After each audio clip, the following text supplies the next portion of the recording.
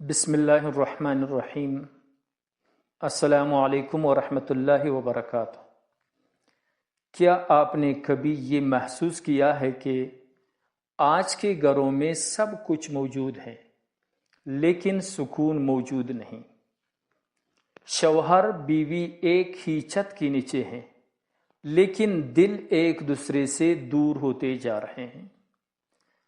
بہت سے گھروں میں باتیں کم اور خاموشی زیادہ ہو چکی ہے۔ آج ہم اسی سوال کا جواب تلاش کریں گے، آخر گھروں سے سکون کیوں ختم ہو رہا ہے، اور یہ بھی دیکھیں گے کہ نبی کریم صلی اللہ علیہ وسلم نے ہمیں اس کا حل کیسے دیا ہے۔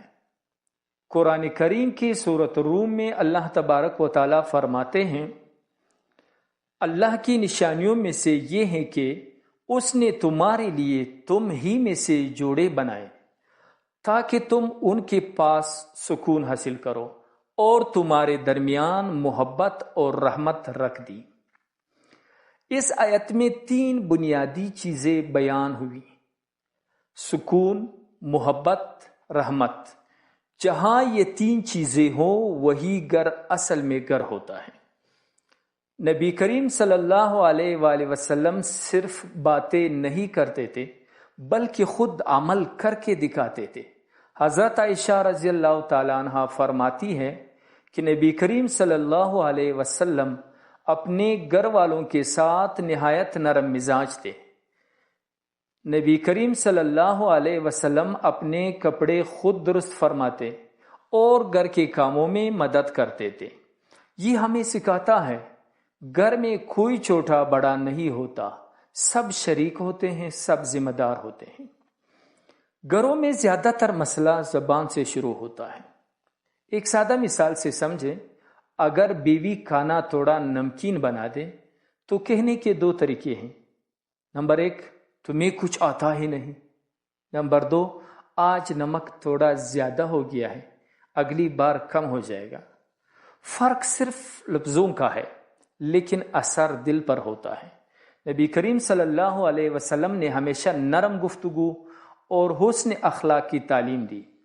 نرم زبان گھر کو قریب کرتی ہے اور سخت زبان گھر کو توڑ دیتی ہے۔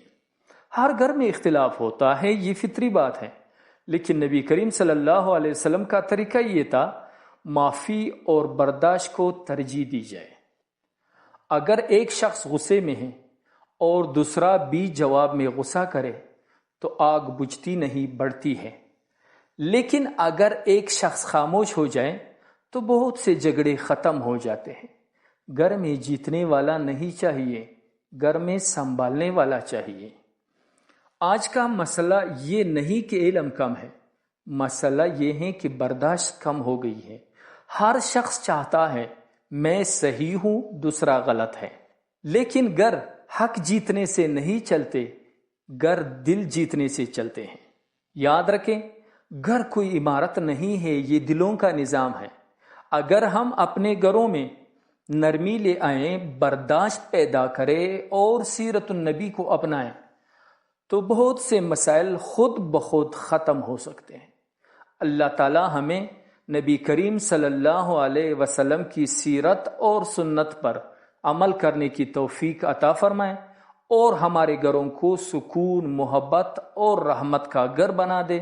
آمین۔ وآخر دعوانا ان الحمد للہ رب العالمین۔